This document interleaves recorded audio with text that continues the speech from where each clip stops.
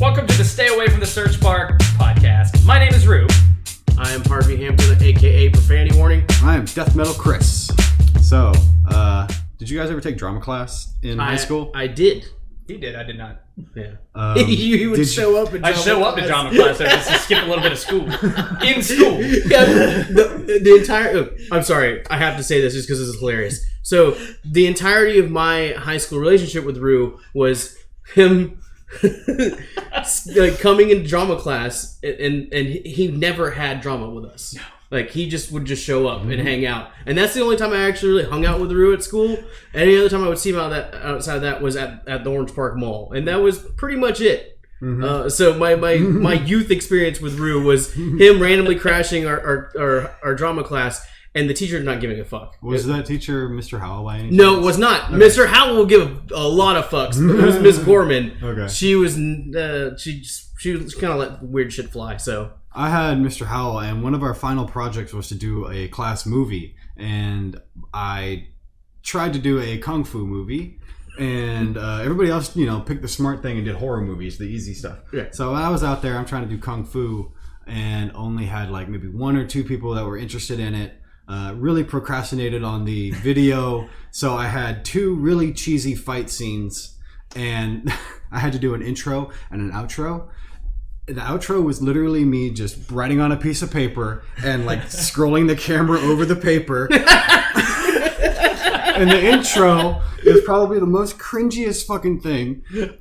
I am 16 or something like that, and I decided to do a guitar like intro, and I fucking put on the CD, and I didn't know how to play it, just kind of played along with it, and I'm shirtless, and I just kind of read the names off like classic kung fu, like in the hay.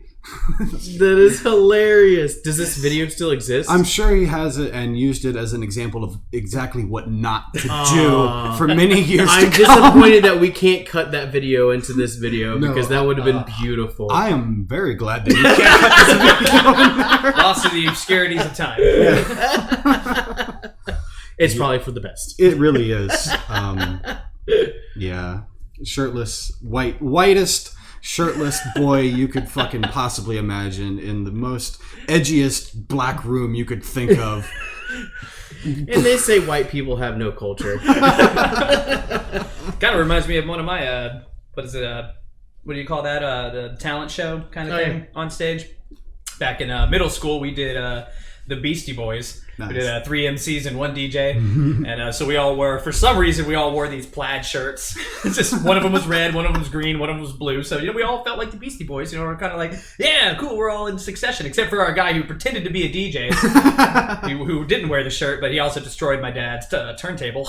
Oh. Yeah, during that thing. Well, because all we really did was we put on the music and just lip sync the whole thing. Oh, nice. Yeah, and then Milli Vanilli. Yeah, rap Milli Vanilli the fuck out of it, rapping like a bunch of little white boys just jumping around on stage at a Catholic school. Oh my goodness! Luckily, we picked the song that we did because it didn't have any swearing or anything like that. And yeah, boy, did we get laughed at. What kind of turntable was it?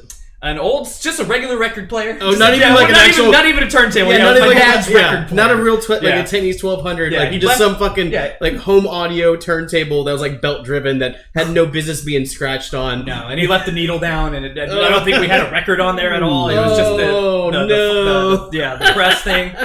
So it broke the needle. That's beautiful. Yeah.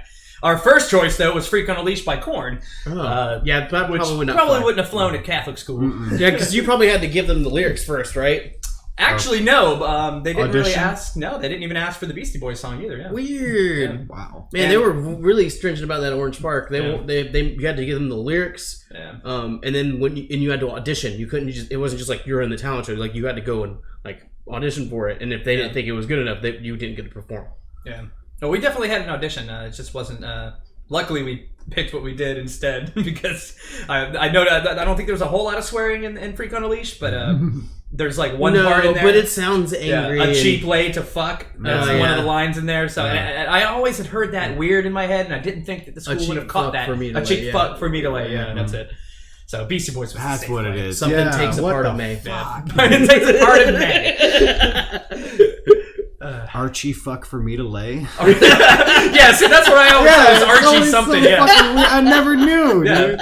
A cheap fuck for me to lay. Jesus Christ. No, it's Archie Bunker from that TV Oh, show. just like in that same song, the part wherever he starts.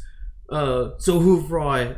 There's words in there, like randomly. Yeah. It's like there's words and then there's scat, and it's like what? I don't believe you. I didn't know. I didn't think so for a long time. Like it was just something that like I found out for karaoke because like I like to fucking do corn randomly just for shits and giggles.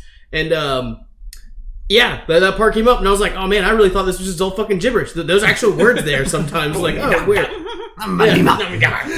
If we can just touch back on the talent show really quick, I did All Star, Smash Mouth All Star, and one of my friends decided that he was going to do it with me, and our genius idea was to do white shirts and camo pants. Nice, which is definitely not how 90s of you. Yeah, that's not the motif of that song. Hey now, you're an all-star. Yeah. Get my crew cut on. Hey. Like, I don't fucking know what we were thinking. I was way more into it than he was. Like, I did like a little jump on stage and I was headbanging like, yeah, it's fucking all Smash Mouth. Like, come on, tone it down a little bit. Oh man. Yeah, I got made fun of too. Yeah. Woo!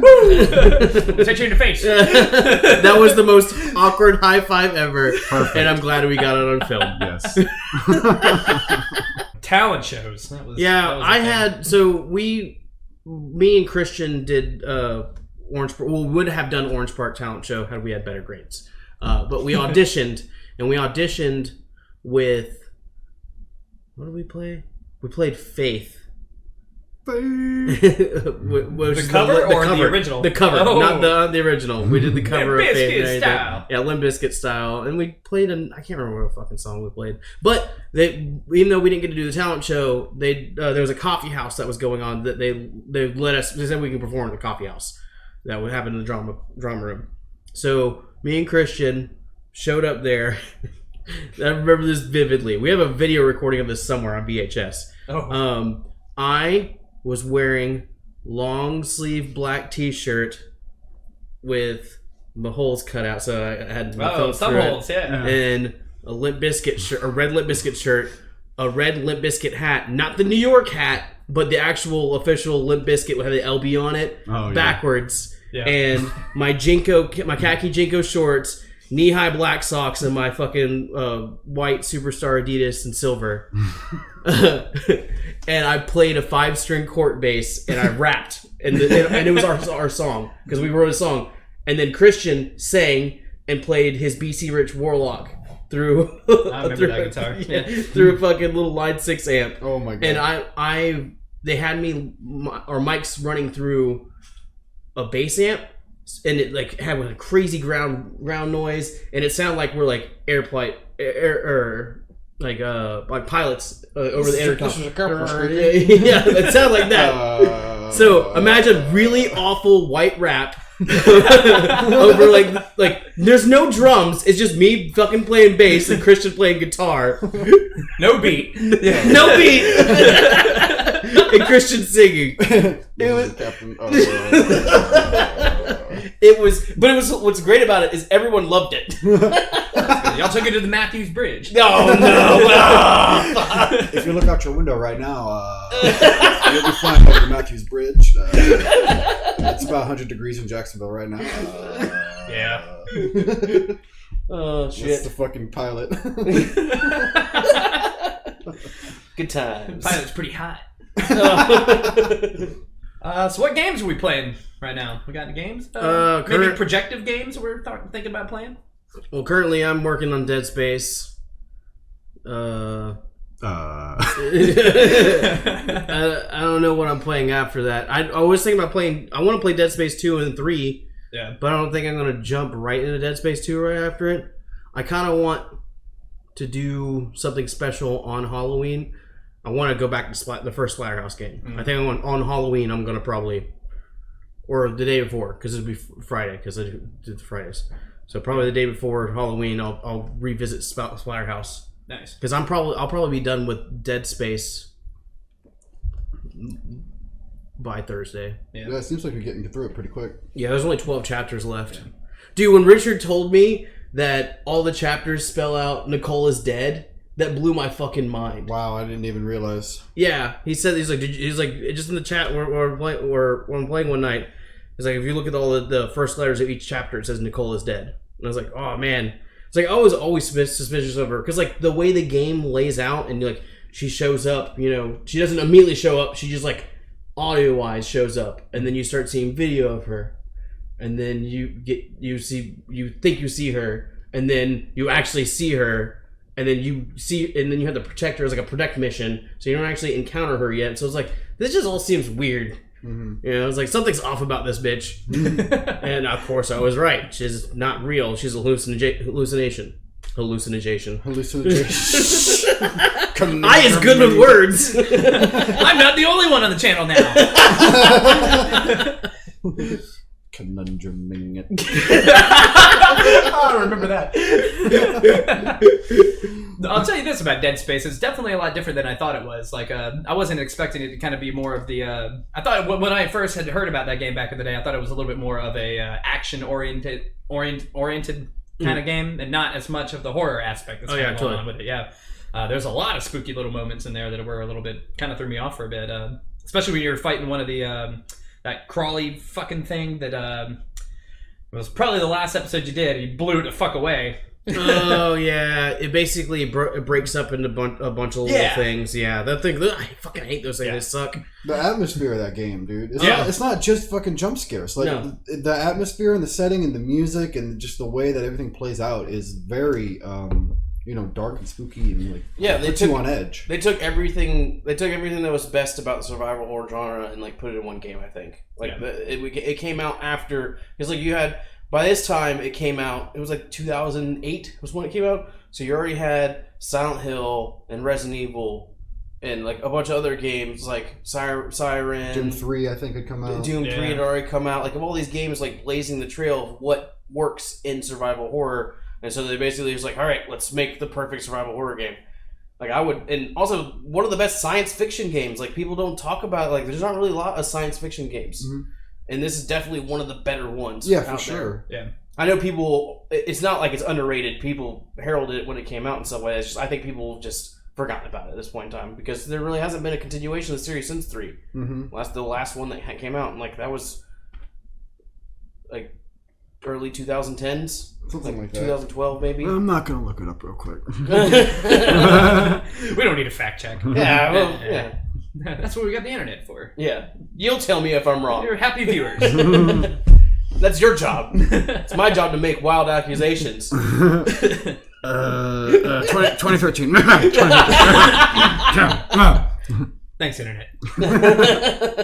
So I was actually kind of. A little bit surprised about how because you both you guys played Doom. You played Doom Eternal and you played the Doom PS4. 2016. Doom 2016. Yeah, I never had realized how similar they kind of were to each other. Especially like with the brutality kind of thing where they start flashing and shit. You can jump up on a motherfucker and start glory beating down. kill. Yeah, the glory kills. Yeah, I thought that was kind of just a Doom Eternal thing. Like I said, I never really played the PS4, but.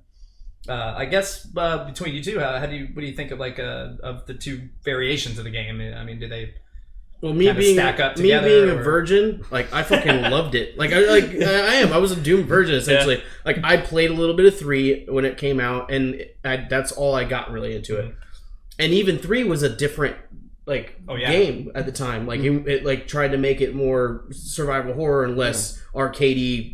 Unreal Tournament. Yeah, exactly. Oh yeah, catching serious arcade vibes from both of those. Oh yeah, games. Yeah. But there's still a really cool atmosphere in the new ones. Like, I loved it. Mm-hmm. Like, I really enjoyed it. Like, I wasn't. There was times where it got frustrating, but it wasn't never overtly frustrating. It was just basically, it made me realize like I needed to be doing better. Mm-hmm. And that whole the brutal kill thing.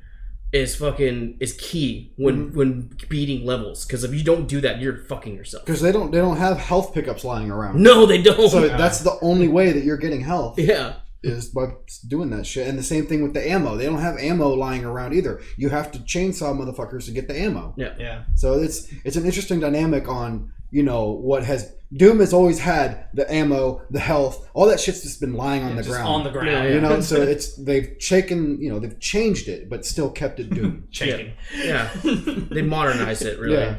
They made it because they realized that us as gamers have grown, and they have to meet what our expectations are. Mm-hmm. And like, even though I had no expectations going into it or anything, I still fucking loved it, because it's perfect. Like, I have no qualms with that game. So I think Doom Eternal is definitely like the epitome of that like style of Doom game. I don't think you can really top that. Right. But I will say that the music and the level design I liked better in Doom 2016. Yeah. The music is fucking like insane. Like, it's so much better, dude. I was watching you play it. I'm just like, where was this in Doom Eternal? Like, come on, dude. Yeah, it did have a pretty solid soundtrack. And it's like it's the same guy, but I think at the very end they had somebody else master it, or maybe the OST was mastered differently. I don't know, but it's the same guy. Yeah. But Doom 2016 to me was better. Yeah. Mm-hmm. At least music and level design. Right. Comparing it to like when we were talking about Doom 3, actually that feels like the black sheep of the entire group of all the Doom games, because like you have your original Doom, your Ultimate, your Doom 2, your Final Doom, and those were all kind of really set in stone at the time. And then Doom 3 came out and it was like almost completely different. And even comparing it to the newer ones now, like it's kind of like a standalone game itself. It had a whole lot more horror kind of aspects to it, a lot of jump scares that came out, especially when that first imp jumps out at you and shit, like comes out of a fucking a little vent or something like that. Yeah, that actually, like the first time I played that, actually kind of literally scared me. Like I was like, oh, okay, and this is what we're doing. And they do little cheesy ones too, where like things pop off or things explode or lights shut off when they do all that little cheesy stuff. Here comes too. the demon, the hell demons or whatever, the little skull dudes just started like spawning out of nowhere and shit. Yeah, dude. Yeah, I feel like Doom 3 doesn't get the respect it deserves because I really like it. I did too. Yeah. I did not like the shotgun in that game very much. The shotgun was kind of shitty. I think they fixed that in some of the later games, but because that was like the best weapon in Doom in the old Dooms. Double shotty, super shotgun. Super shotgun. The super shotgun. I think once I figure out how the super shotgun worked, it worked. Like I was able to use it much better than I thought, because I was just like, oh, this is just like a slower version of the shotgun I have. I was like, no, it does a little bit more damage. Oh yeah, and it's good for fucking like offing things off real quick. Yeah, I guess this is Doom 3 just kind of felt like the odd child out a little bit for the entire. Not to say that it wasn't good. I mean, I did enjoy it, but it was just like totally different comparing it to all at the time other... it came out. It divided the community because people it got new people into it, but all the old people were like, oh well, this isn't the same Doom I remember. Yeah, exactly. Yeah. Hold on. That and the majority of the Doom community seems to be PC. Before that, like Doom 3 was the first, I think, big push for console. That like a lot of people, because like it came on, they released it on like the other ones on console, but like it wasn't. It wasn't the game that people were like. Quake was bigger on console than Doom was, I think. I don't know. I could be just talking out of my ass. Well, at the time, see, I don't know. It's hard for me to kind of get that. Speaking of Quake, I mean, because I always played those games on the PC, even in the early days of the PC. Right. And I actually tried to reinstall it again recently and had all kinds of bugs and shit happen because like my computer's too good now. So gotta scale it the fuck down. The Steam version? Yeah. Oh. Yeah, I had some issues on that one a little bit. I'm probably gonna do that next. Yeah. I'll probably play that next. Yeah, I'll do the Quakes. Cool. And I played the Steam version. It worked fine, so I shouldn't have any problem. But I like Quake, dude. It's nice and dark. The first one was nice and dark. The second one was more like Doom. Yeah. But not with demons, but with like, I don't even know what the fuck you would call those things. They were like monsters? Yeah, what the fuck what the fuck were you even fighting in Quake 2? Like, zombies! Quake 1 was demons, for sure. Yeah. And then Quake 2, what the fuck are you even fighting? I can't even remember. Yourself. So do you guys work at a warehouse? Do you have those people that open up a knife with open up a box with a knife like every time? Like a regular knife? Yeah. Just I mean, we use box cutters. Yeah, we got box cutters. You don't have like a knife guy at the warehouse that's always bringing his own knife and it's like fucking. I carry a knife on me in the front, like that I just happen to have, and I'll use it if I don't have a box cutter. Like if I'm just like not wanting to walk the 2 feet to get the box cutter, I just pull it out. So he's the knife guy. He's the knife. Yeah, I mean, I guess I'm the knife guy. I don't. You do it every time. It's not like I swear by the knife. It's not like this is my knife. It's the only one I have. Fucking rogue skills. I've seen I'll watch videos or I'll see somebody at work or something and it's just like these fucking knife guys, they have to open every box they come across with a fucking knife and it's like I've never had a problem opening anything with my own hands. Like what the hell is going on, dude? I've seen them, okay, you know, the tape on the box. Okay, yeah, sure. Sometimes it's reinforced, it's got a string in it. Okay, I get that. And then but I've seen them open up the plastic, the saran wrap around a box that's like literally right up against your box and use the knife to cut that off too. And I'm just like, bro, it's plastic. Just rip and tear. Just tear the fucking hand. Kind of like Doom. Rip and tear. So when we're unboxing stuff to put it out for sale, we will use the knives to open the box, and if the product is in a piece of plastic, I will use scissors to cut it so it's like even looking. So whenever if I have to sell it online as a new open box unit, it doesn't look like like some asshole just fucking ripped it open, you know? Yeah. That's the only reason why we use scissors or a knife or anything. It's for that reason. But if it's for you, it doesn't. What did the box ever do to you? Nothing. That is you projecting your anger onto a box because you have no other outlet but this thing, which is probably for the best. Goes home and skins cats later. Oh man! With a box cutter. Scary. Why, Terry? Why is your knife always red? Like it's like stained with something. Like what is that about? It kind of smells funny too. Yeah. Smells like pee. Yeah, It smells like cat pee. it smells like cat piss. You got cats? No. No. Not anymore. You know I'm allergic, Dan. Thought it was Terry.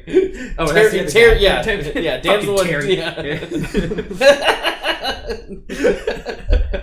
Keep up with my fiction, Brew. My fan fiction. My fan fiction about Terry, the cat skinner. The cat skinning knife guy. Cat skinning knife guy. God, fucking weirdo. Use your hands. Fuck is not to skin cats, to open boxes. We're still back on the cats. Jesus Christ! Remember, use your hands and skin cats. Use a knife to skin the cardboard. Welcome to the podcast. Oh my god. Oh man. So apparently, RoosterRetro. That's me. You have a Vegemite connection. I do. Like a legit Vegemite connection. I do. I have a dealer in Australia. Like your shit comes legit from down under. Yes, it does. I've actually gotten I've gotten regular Vegemite, and a couple of times actually the cheddar bite, which is the superior version, which is really good. It's like cream cheese Vegemite. Vegemite. If you guys don't know what Vegemite is, I should probably let it. It's very salty. It's a black substance. It's kind of like a spread that you put on you can put it on toast. You can mix it. I like to mix it with my ramen noodles. It's actually really good. It makes it for a savory flavor. But yeah, I have a guy. So what else can you get from this Australian black market? Well, I'd like to get the cheddar bite. That's the thing. But most of the times when he's been trying to get it through to come down to mail it, they catch it because it has an expiration kind of thing. It's a perishable. Whereas the regular Vegemite itself is kind of got like a much longer shelf life. It doesn't have there's cheese in the other one, so that's kind of makes sense. Right. So harder to get across the borders. But I find it to be a very delicious, savory, yummy little side thing. So do you make a sandwich out of it though? Okay, so the traditional way is you a Vegemite sandwich. It's kind of a Vegemite toast. So you toast your bread, you spread a little bit, not a thick layer, a very thin layer across the bread, and then you put a piece of sharp cheddar cheese on top of that, melted, and then you eat it just like that. And it's delicious. It's quite good. Okay. To give grounding on this questioning, we live in Jacksonville, Florida, which is in the good old US of A, which is very far away from Australia. So we can't get it here. We don't. Yeah, so we don't normally have Vegemite, and it's really kind of weird for us to enjoy it. I love it. I think it's great. Can you even get Vegemite down at the fucking store? You can get it if you go to like. But it's not the real shit. I don't know. Well, there's the British version is what, Marmite? I think it's Marmite is the other one. I'm sure you can get it at like the bigger supermarket stores that have like a world section. Yeah. Like, well, probably. I've checked our regular grocery stores here, and I've never seen it at the regular stores. Like, you probably would like have to go to Publix or right. They don't carry it even in the world section. It's like lame. I think it's because of whatever. So it's essentially what it is. It's like it's fermented yeast. Okay, and so I believe it's because of customs, right? So what is it called here? The FDA or whatever. It's just not up to our code, right. I guess, and that's why they don't sell it here. Okay, it's like there's these Nestle candies that you can used to toys in them. That toys in them. We're not allowed to get because it has fucking toys in it. Right.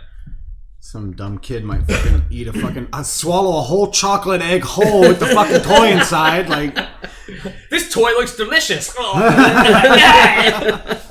Or you know what? You bite into half the egg and then the fucking either the toy is in your mouth or in the fucking egg, and you're just like, that's not chocolate. Let me just keep chewing on it. Maybe it'll get chocolate inside this hard crunchy. Well, see, now that makes me wonder why my Cajun family hasn't gotten busted in Louisiana, because during Mardi Gras time they have the king cake, and inside the king cake is a little baby, a little toy baby. A little fucking hold on! You got babies inside your cakes? Yeah. You never heard of this? What the fuck? Welcome to Mardi Gras, bro. Whoa.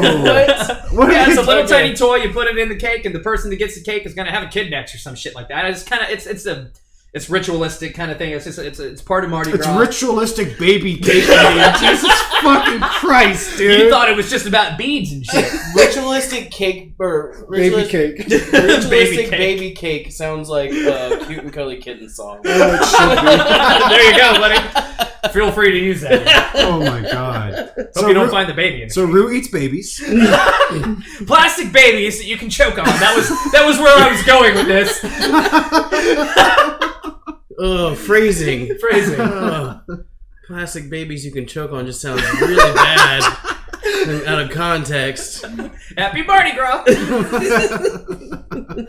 Fuck, man. Fuck Man. Is that a guy from Mega Man? Fuck Man.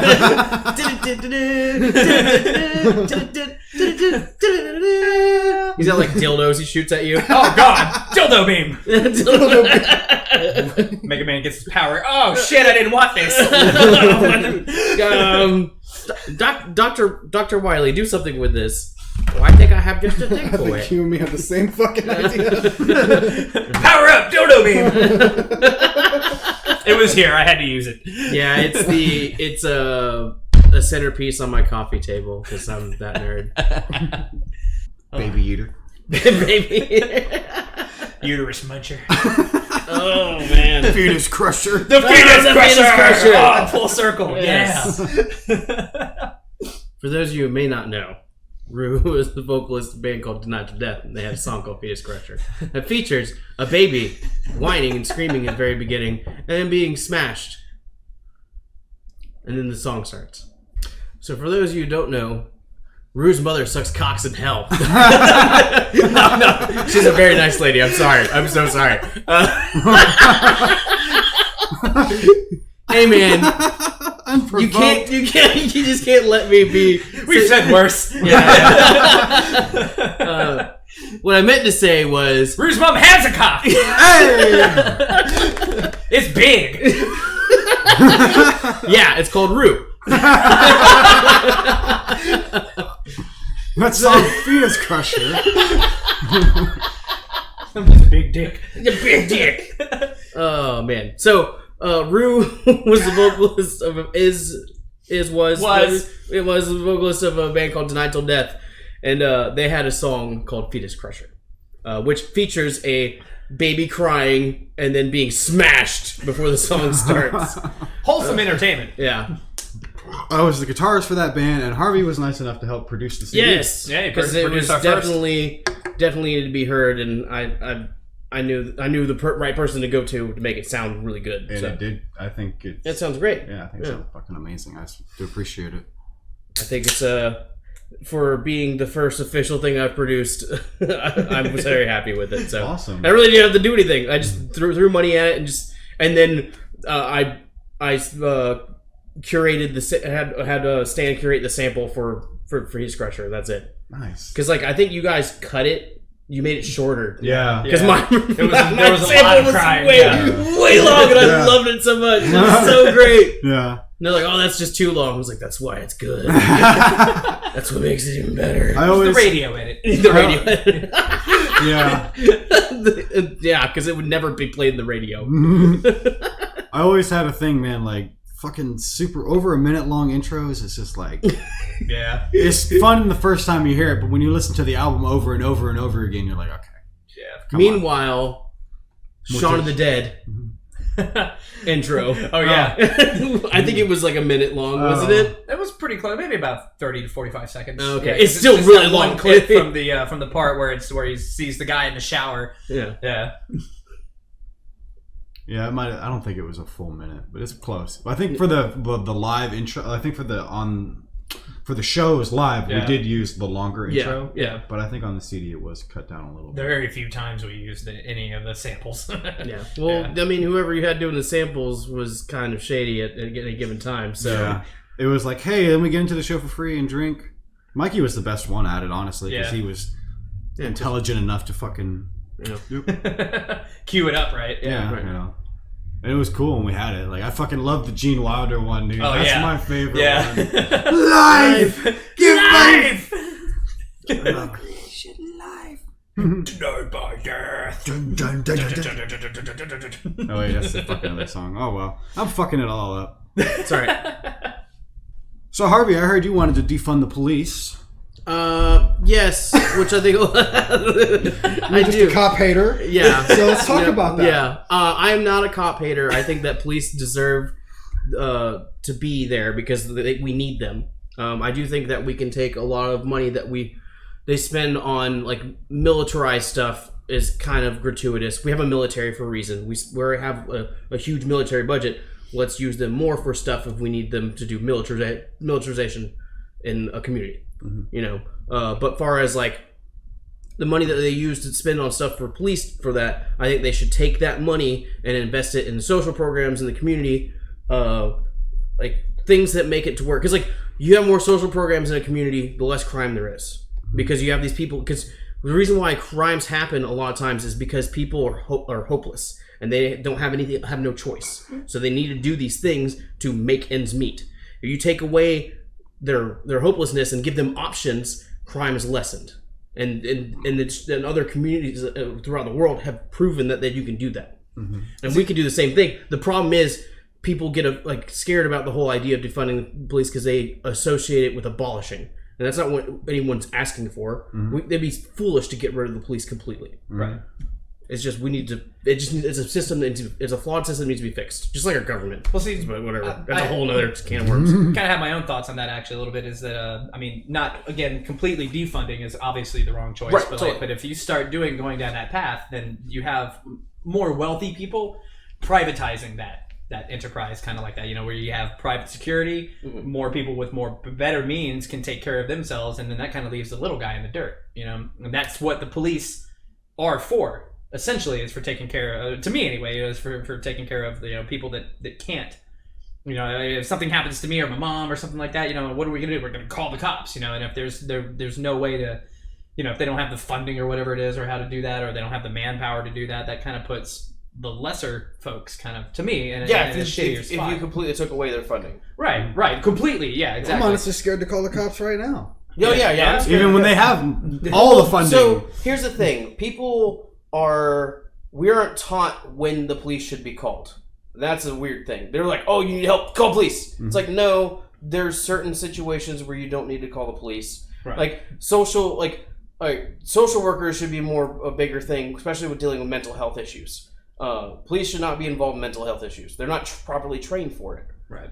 So therefore, you should get. And people are like, "Oh, social workers don't know how to handle a situation like that, it's like because they're not trained for it. It's like, yeah, currently they're not trained for it, but if we treat them like a field officer going out to deal with something with mental health, and we train them and we give them ways of defending themselves. I'm not saying necessarily guns or anything like tasers or whatever. There's a bunch of other... Yeah, because right now they have a lot of options, and it seems like they always go for the gun first. Yeah, which is crazy. And like they're allowed to because they're allowed to do the one-step escalation thing. And like that's weird to me. Like I understand it's for their safety and stuff like that, and like they're constantly scared because of what they have to do. Yeah, what they have to do or anything. But that's just because we've allowed this all to happen. We don't question it. We don't figure out ways of coming up with solutions to fix it. So cops are people too. Yeah. Okay? Oh yeah. Like you get complacent at your job. You get you have bad days at work. Totally. I have bad days at work. I sometimes feel like I don't get paid enough, and this isn't my job. Why are they making me do this? All that shit. So just like doctors and fucking everybody is a fucking human being. They all have their bad days at work. Mm-hmm. So you have to take that into account a little bit, but at the same time, it's like, what's up with killing the people that aren't fucking armed? Right. I kind of lost my train of thought there for a second. I might have to circle back around on that. Okay. But look, everybody has a bad day, and so you need more training, more outlets, counseling, whatever it is, man. Mm-hmm. Because we need to rely on the police. Like we have. Okay, I think I remember what I was talking about. Okay, so everybody has a bad day. A cop, on his bad day isn't gonna, drive somewhere to be a hero. If he was in the right place at the right time, cool. A-okay, you're a hero. Yeah. But most likely, I don't feel like they're gonna drive somewhere and be a hero, because then that's extra work. Right. Well, they're also not. They're not supposed to be heroes. They're community servants. Like they're supposed to serve the community, which is not necessarily heroic or anything like that. And people that just automatically default, they're police officer, so they're a hero. I don't buy that, because that's just weird. For you to be a hero, you have to do something heroic. You clocking in and sitting in your squad car and filling out paperwork and catching people with tickets and stuff like that. That's not heroism. That's not heroism. Like that's you doing a job. That's going to a job. Yeah. That's going to a job and day-to-day grind. Yeah, literally, you're doing a day-to-day grind and everything, and it's important to the community. For sure. Mm-hmm. But it's not like you shouldn't be like, the police officers are like the best fucking thing in the world. It's like they're humans. Exactly. Quit putting them on a pedestal. Yeah. That's the problem. We put people on pedestals and just because of their profession, or they have money, or they have status. Like at the end of the day, we're all fucking human beings doing this that don't know a goddamn thing about what's going on in the world. We just figure out a way to make it work, and we have society the way it is right now because of this. I think what we've established is that it's more than just like a financial issue. It's it's just a human issue. It's just the way human beings are. Sometimes they don't meet our expectations. No, and with expectations, what is it? It's a double-edged sword. It is a double-edged sword. Like. All the pain you ever experience in life is a result of your expectations. Literally. Yeah, I can see that. Or a failed expectation. Yeah, expectations not being met. Yeah, not being met or anything. But it's your expectations is what causes you to feel pain. Pain is inevitable. What isn't is your choice to suffer. How you suffer the pain is on you. Mm-hmm. Like, you're going to experience pain to some degree, but you choosing how you deal with it and how you suffer is all on you. Mm-hmm. Like, you can either learn from it and heal, or you can dwell on it and let it destroy you. Like when somebody says, you're making me angry. Well, what they're doing might, be a frustrating thing, but you're the one that's letting yourself be angry. You could just walk away. You can just ignore it. Like, there's multiple options other than just jumping straight to anger. Right. So you really are in control of your own emotions. Yeah, like you allow people, and like words are such a crazy thing too, because like people get so bent out of shape over verbiage and stuff like that, and they're like, you're letting someone else's words control you. Yeah. I hate that so much. Yeah, it's like there's absolutely no reason why you can't have an objective conversation with someone and not get emotional about it. Now, granted, there are definitely some hot button things that like are going to trigger you because of everyone's experienced trauma to some degree. That's another thing that drives me crazy. The whole idea of PTSD.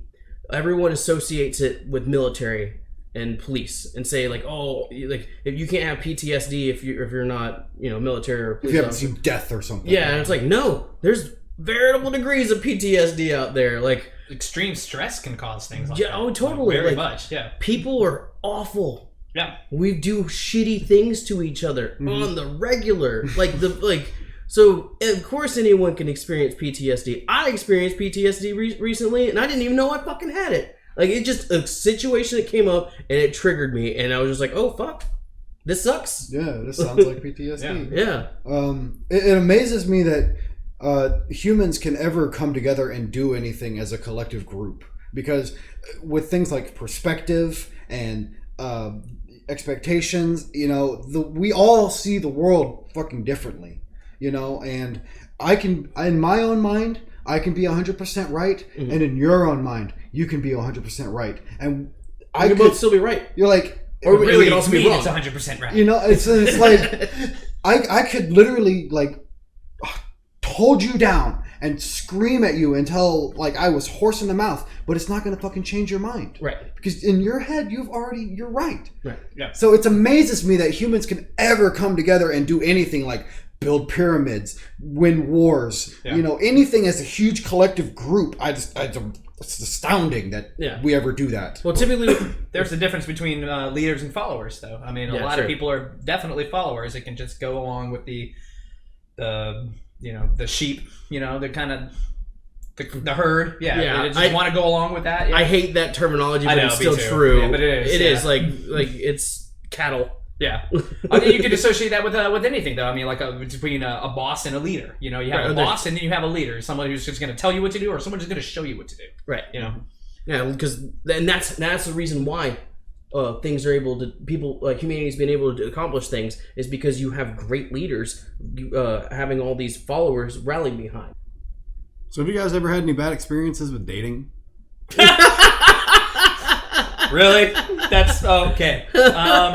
Where do we start? I mean, man, this is not me.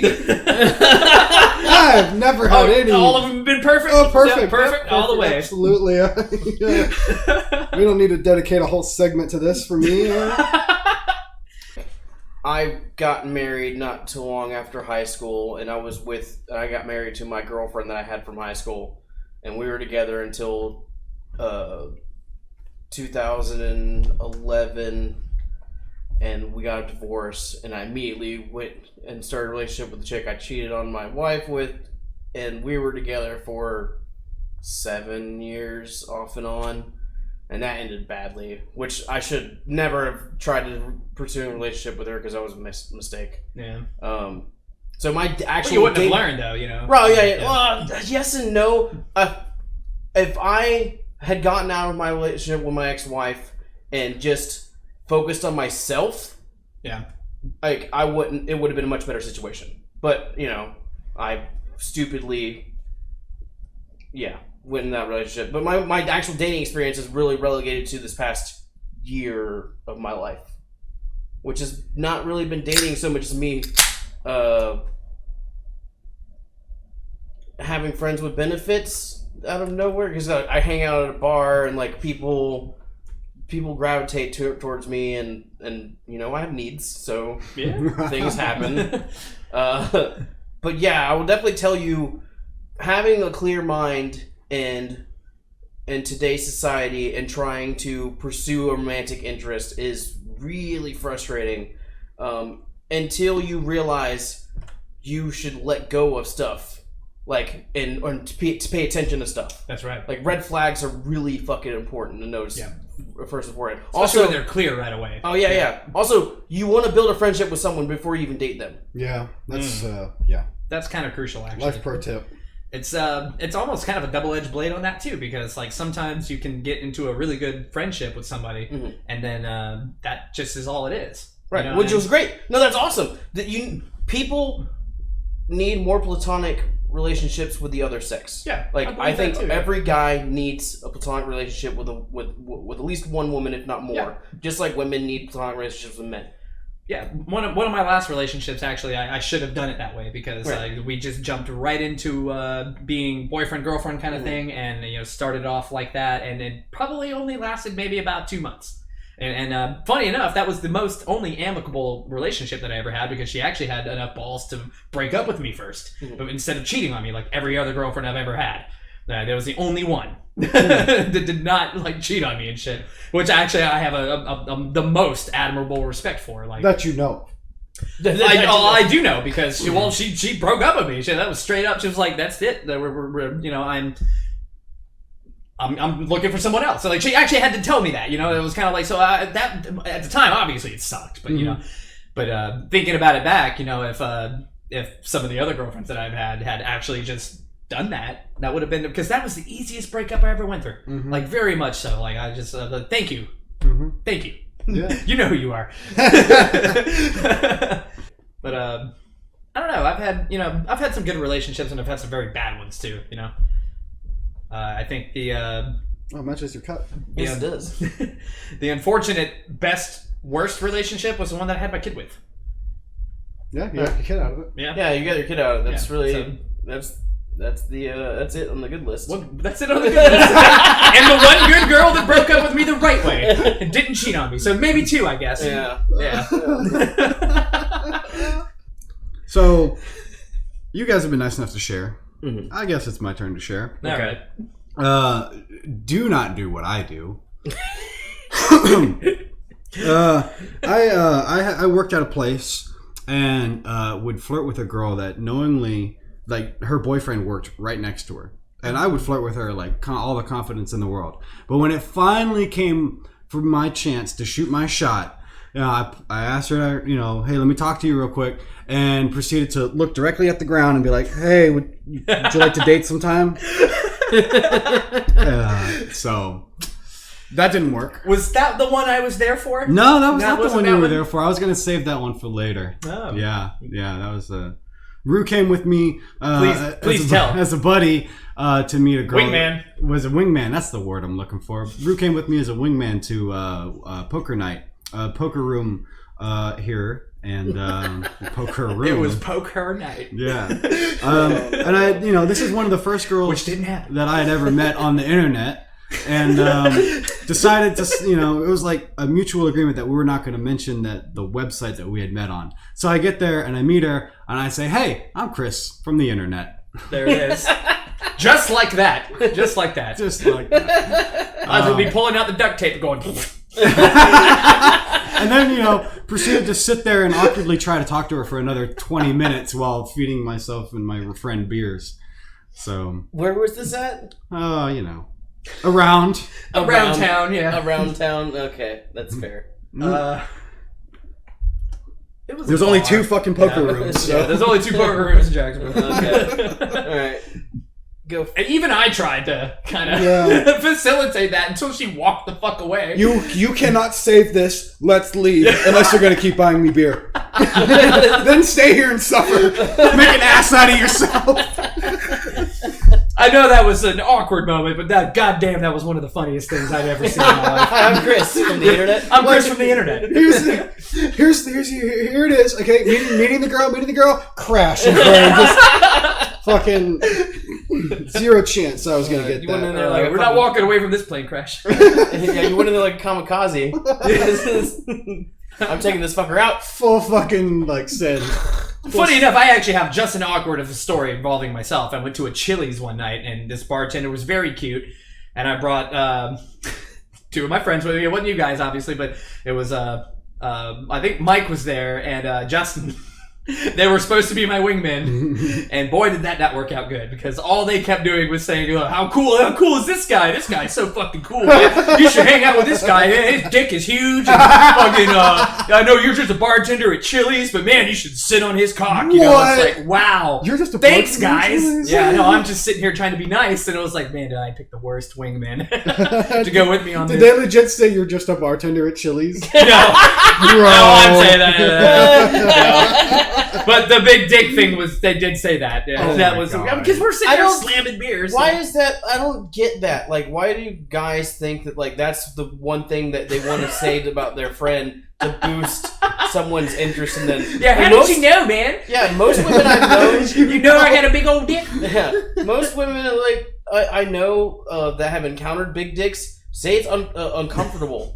Also, most people. Yeah, I met him. Yeah, one of the we were talking about the ex-girlfriend thing. Yeah. Also, a lot of guys with big dicks don't know how to fucking use them. They just literally just beat the shit out of pussy and think it's gonna get them off. And it does. It's like it's weird. It's almost like if you got a big dick, you should probably make them like go into some kind of like training program. So Big dick training. training. Fucking big dick aerobics. It's annoying because it's like us fucking average sized gentlemen have to fucking have to deal with this bullshit. It's like, oh, like the whole big dick thing is ideal, but it's not because it's usually too big and they don't know how to use it. I'm just saying. Now I wonder which one I've got. I Can't use the tool right? Probably. It only happened one time. I had a complaint. So Counterstrike used to have sprays, right? Okay, so Counterstrike has sprays. CSGO has sprays. You have to purchase them, and there's like a limited selection. You can't just upload your own. Well, in Source, you could upload your own images. Oh, I remember that. It was free Oh, man. fucking reign, man. Yeah. And I don't know if you've ever played some of the Office servers, but the Office on T-side was literally the porn room. All the porn sprays would be in the Office on fucking terrorist side. And I had, you know, That's a booby. of course, I contributed to Yeah. the porn room. I had such classics as T-Girl hidden behind picture, so when you shoot the picture off, the dick is revealed. And I also had one that almost got me banned where a girl was bent over and you could just see her ass and pussy. And she had a fucking giant meat log fucking shitting out of her fucking ass, sticking straight up in the fucking air. So, yeah, only got to spray that one maybe once or Maybe twice. one time. Distorted. Do you know the movie Good Burger? I do. Do you know the scene when Kel is looking at the piece of paper and he goes, "I know some of these words." That's the way I feel right now because I don't know anything about like what is spray. It's when you get to like a graffiti. Oh, okay. Yeah, we're running around in the game. Okay. You can spray it on the Tag. wall. Oh, okay, tag. Tags. Okay, Yeah. okay.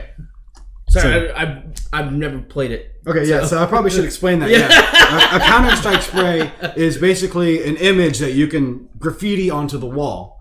And in CS:GO, the current one, it's kind of limited, and you have to purchase them. But in Source, it was fucking, reign, you it was put the whatever Wild West. You can put Wild whatever the West. fuck you wanted, yeah. man. I had Sarah Jean Underwood was my classic. Everybody, I got a lot of compliments on Sarah Jean Underwood. Who's But, Sarah Jean Underwood? Playboy model? Playboy, Yeah, Playmate of the Year. I know who she is. I was 2006. I like how we both answered right away, though. Yeah. And she was also. I've never looked at her at all. Yeah, she was also. Remember Attack of the Show on G2? Yes. Oh, yeah. That's Co-host right. of That's that. right. Oh, okay, that makes Ooh. sense. Olivia Munn, too. But yeah. So There was a bump recently about Attack of the Show. So I think it might be coming back in some capacity. Really? Fuck yeah, dude. They should because it's YouTube. I showed it to Twitch, you. and Oh, yeah, fucking- that's right. Yeah. Yeah. Yeah. Like, they could totally make a Twitch series. Yeah. Yeah. They're video games and, like, there's so much internet with YouTube and Twitch and fucking Hulu and Netflix that, yeah, Attack of the Show should be a thing. Like, it was a Yeah, great you should show. get Bring on that shit that. back. Bring You're back from all there. of G4. From the G4. internet? Oh, yeah, I love gotta make G4. it happen, Yes. guys. When Yeah, Attack this is on your this is on your shoulders, This is buddy. on me. I mean, I'm from there. I know the people. Yeah, they're your people. I got some connects from the internet. Duct tape man.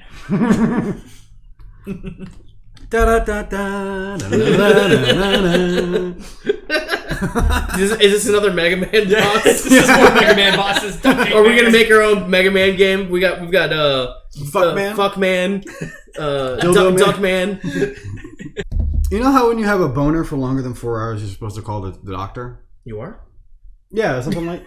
Oh, yes, Harvey. You're supposed to call the fucking doctor if you have a So I've noticed. Seems sketch. I've noticed sometimes that like if I fall asleep like on the couch, like taking a nap or whatever, and if I wake up like 10 minutes later, I've already got like a fucking rock hard boner. Oh yeah. Okay, so what happens when I'm asleep for 8 hours? And I get my rock hard boner 10 minutes into my fucking sleep. And do I have a rock hard boner for 7 hours and 50 fucking minutes? He was sleeping that whole time with a rock hard dick. I don't know, man. Should I be concerned about this? I don't think so, because your body switches its functions on when you're sleeping. So like the way your blood circulates, the way you're breathing and stuff like that, like your blood circulation is very different when you're asleep. So I don't think it's something to be concerned about necessarily. I also don't think you have a rock hard boner the whole entire time you're asleep. Well, do you want to come over one night and find out? Damn it! I'd like to know. It's always when I wake up. Well, the only reason why I say this is because I've noticed that me and my physiology, when I get sleepy, I get boners. For whatever reason. I don't know why. Sleepy turn you on? Boner show. I don't know why. It's just something that happens. I get tired, I fucking get a boner. It's like, whatever. Well, I feel the same way too. I wake up with a damn boner. It's like just always every time when I wake up, there's a boner there. Yeah, it's just like kind of just there. What am I supposed to do with this? Was it there the whole time I was sleeping, or was it just there when I woke up? I don't think it's there the entire time you're sleeping. Also, Was I humping my pillow? Because I sleep with with a side pillow. Oh, yes. So I don't know. Oh, do you have a I have a leg pillow. I throw my leg over. Oh, you don't have a hentai body pillow? No, it's just a regular pillow. Oh, okay. I wouldn't. Shh. Don't tell them that. I also sleep with a sword. So yeah, that you could be do that too. Yeah. Wait, let's talk about this. You sleep with a sword? I The sleep with master a katana. sword. Oh, no, it's the oh, katana. It's okay, the real that's sword, different, full yeah. tang. Oh yeah, it's a samurai blade. And just in case somebody busts into my room and I have to, So you're the knife guy. I'm the knife guy. There it is. Full fucking circle right back around. It's me. Shit. So what's why the knife? It's a sword. It's an actual sword. So open the really big boxes. That's right. Or intruders. Because Ah. I don't have a gun. Alright. So I have a sword instead. Self-defense. Keeping it. Yeah. Well, I'm paranoid by nature, I guess, with my boner. You wake up in the middle of the night with your raging boner and your fucking sword. I've had this boner for more than 4 hours. I'm crazy. This dick is bladed. That's a hard edge. Son of a bitch. Son of a boner. Oh no. We said boner more times in the past 5 minutes than ever. Well, I mean, we could talk about. Oh no. No. Bleep. That was bleeped out. Yeah. So interesting. Interesting thing about you in sleep patterns. Yeah. You have post-apocalyptic dreams. I do a lot. A lot. Yeah. Which is intriguing. Yeah. Most of them involving my friends. I've probably Right. seen you guys in a dream once or twice before. To be completely honest about it, most of them are like disaster. Yeah. Kind of like disasters, like tornadoes. I have a lot of tornado dreams for some reason. They're always off in the distance, and I can't usually see them until it's right up and happening. Or buildings. We're on top of a building and everything's fucking flooded. Or crazy shit very, very apocalypse style. And funny enough, I don't really consider them to be like nightmares or anything. They're always Right. kind of enjoyable to me because I'll That's wake why I up and refer be to like, them as dreams. "Oh man, I want to remember that."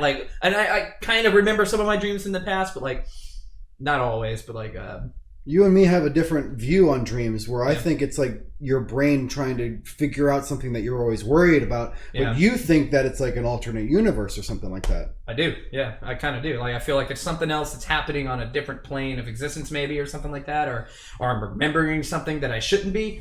That's kind of the weird part about it too. Well, it really can be both because when you're in REM sleep, yeah. Astral projection is possible because the way your physical connection to your psyche is lessened. Yeah. So you could literally leave your body. That's where the whole out of body experience comes in and everything. as far as like what dreams, like people will dispute the whole dream things because like your body, what it's trying to do is basically trying to defrag itself. Yeah. From what you experience throughout the day and make sense to what's going on. Because as you were just like a computer, as you were working it, your mind puts stuff in random places where it's convenient. So whenever it defrags itself, it takes all those random things and organizes them. That's why you have such weird dreams if you do dream. The Matrix, Neo. Do you want to know what it is? And so... Fruit Loop. Yeah, I know. Fruit Loop? I'm nuts. I'm okay with being the crazy one, I know. No, it's cool. I was just... Well, see, I feel like most of my dreams are kind of always turn into like the okay, so I'll stay up at night and I'll watch some videos or something, and then I'll go to sleep and I'll dream about maybe something very kind of similar to that, but it won't be the same thing. Right. So you're at all. You're not lucid. You just like. You know what lucid is? Yeah, but you're right. I can almost control myself because I swear to God, I've had a dream one time where I felt like something was so real.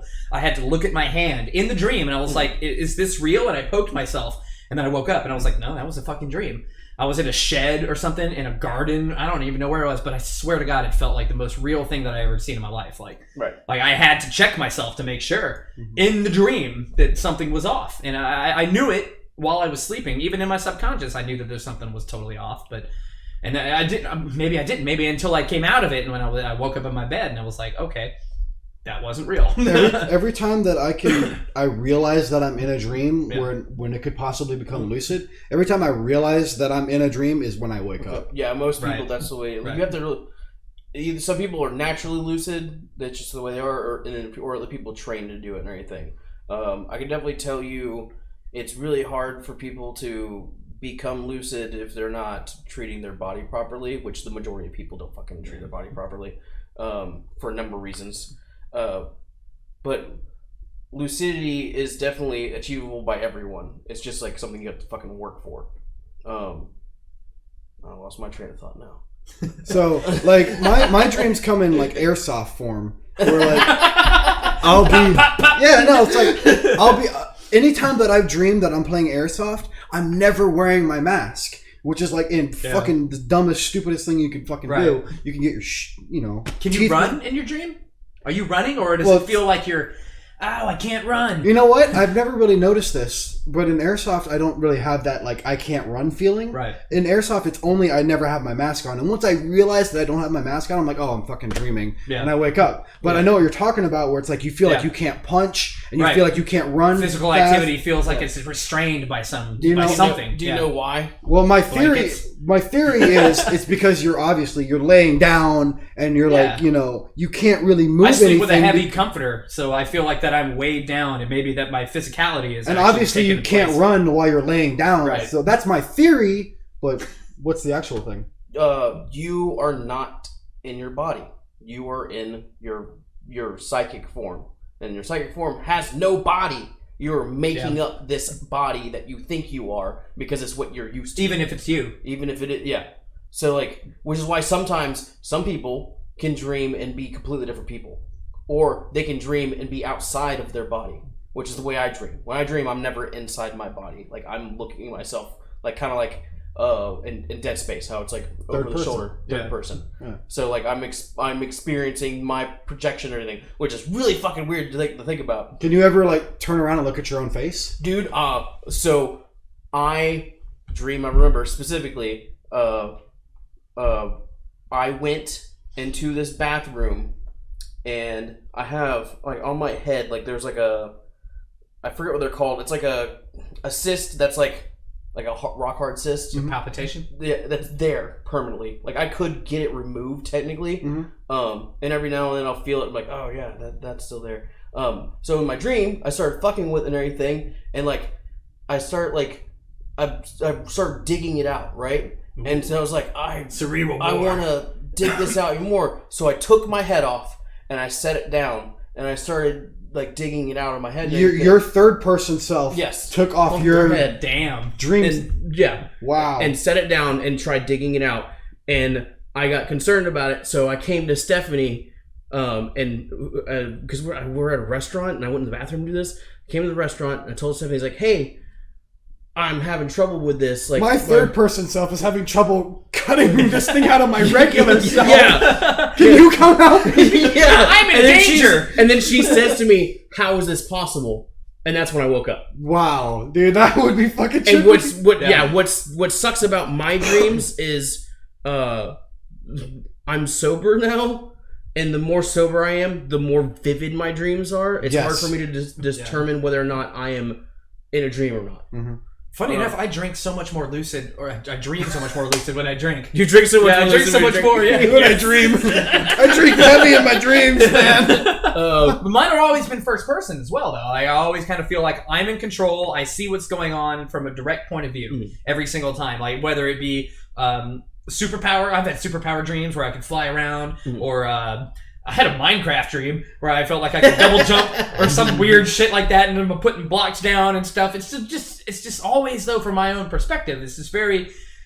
It can be otherworldly, but it can also be like very regular world, kind of like things that are like very regular in my life, just a little different. Right. Or one of them that I definitely remember was on it looked like the planet Mars or something like that. It was really hot outside and we weren't supposed to be outside, but there was this big fucking building or something like that, like really high tech and shit that I was supposed to go into, and when I finally did get into it, it was all like crazy high tech fucking future shit. And I remember that one so vividly because like I put something into a machine or something like that, and what came back out was some food or something that I just like, ooh, matter creator or something like that. Like, I remember that, like, replicator. Yeah, like something just so crazy. And then later on in that dream, like, I walked into a mall. Like, it was just part of it. Like, it was just everything kind of like blended together. So fucking weird. Like, could you imagine if that's your alternate universe self? Fucking like, hey, bro, weird flex, but you know, weird flex, but hey, man, look at this future shit. Get your shit together. It ain't pills, man. It's matter creators. Let's eat. So having very vivid dreams is the worst in this case for me. If I wake up before my alarm and I have time to go back to sleep, and I'll do so. It's when that dream I have in that little part of time I have for me waking up, typically is me getting up, taking a shower, putting my clothes on, getting in the car, regular shit, driving to work. Oh my god! Then you have to do it all over again. Yeah. And then I get sometimes I'll get to work and it'll spare me, and then I'll wake up. So other times I'll get to work the whole day, come home, go to sleep, and then I wake up. Oh no! That's terrible. That's fucking brutal, dude. Then you gotta do it again. Yeah, for real. I mean, it happens so fast where it's like I wake up and initially I'm angry, but then after I goes like I know it wasn't that long, so, and it didn't actually happen. So have you ever tried to like when you sleep and you get that nice REM sleep and you kind of you wake up and you remember it, right? And then you try to go back to sleep and try to get back into that same dream. Right. I try to do that all the time, and I swear to God, like I always wake or I'll go back to sleep and it's just a totally different experience again. Like I'll even think about it. Like I'll try to like what was I going through? Like I said, you know, some of the nightmare dreams that I have, like with crazy fucking aliens or buildings crashing down, and I'll think about that before I go back to sleep, and then it just won't happen again. Like it just comes something else, or I don't dream it again. You touched on your dreams are just your brain projecting itself. So when you can punch, if you punch slow or weak and you can't run fast, that might be like a self-confidence thing. It could be or also you're not your psyche isn't trained on how to do those things. It has no relevance or no frame of resistance or how things feel and stuff like that. So therefore, in that plane, the astral plane, like it has no idea how to do that.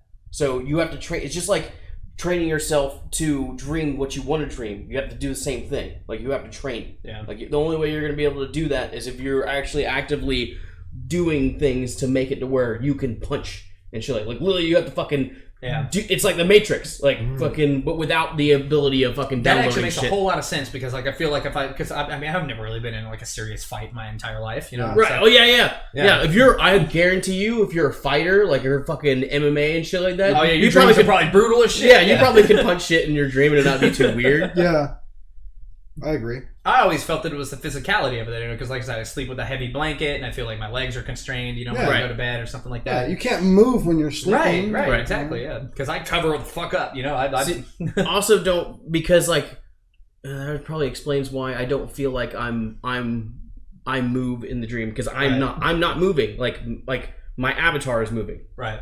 Like I am just an observer. I'm a camera. See, I like what you said though about your third person thing. Like I've never seen it like that before. I wish I could, because that would be cool. Dude, people experience dreams so vastly different from each other, but then also have a lot of crazy similarities between it and people that actually use like DMT.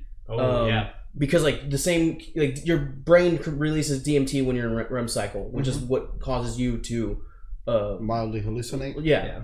You're not hallucinating technically. Like you're basically separating yourself from this earthly form. Mm-hmm. It's just lucid. Yes, like you are in a different like plane. That's why it's like you can astral project and everything.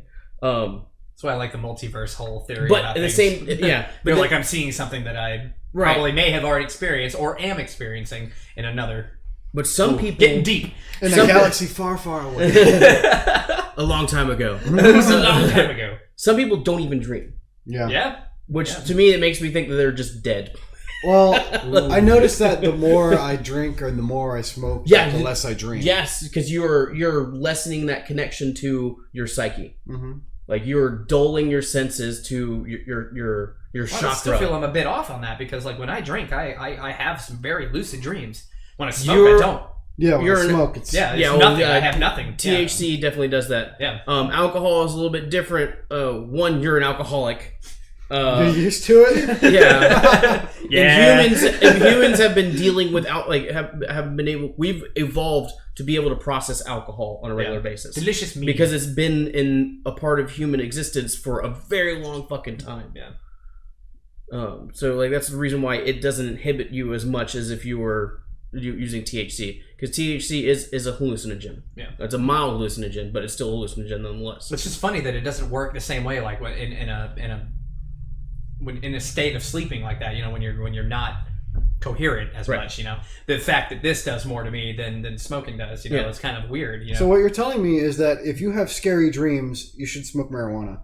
Yes, marijuana, miracle drug, best drug ever. It fixes everything, it cures cancer and shit. Fuck yeah, the cure all. I feel bad for people that do use cannabis and they get the exact opposite. Like they get anxiety. Well, and shit like that. This brings up a good point, because you know somebody that's like literally allergic to it. I do. Like what the fuck? Yeah. How?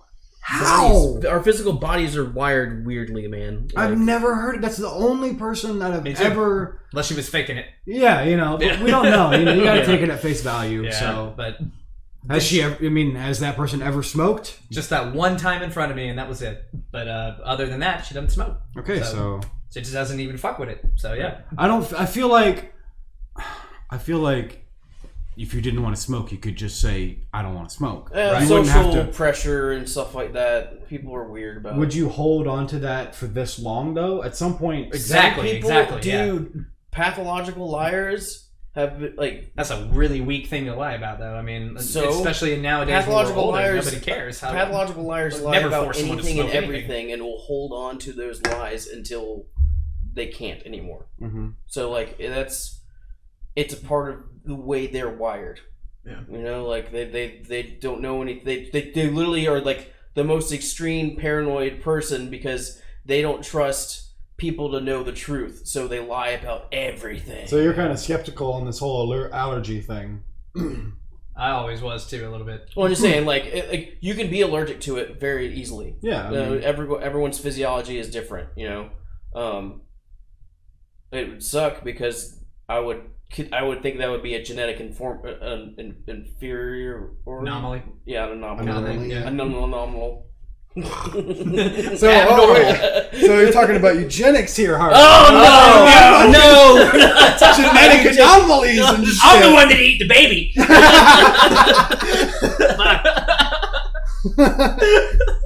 So this is episode 0 of Stay Away from the Search Bar.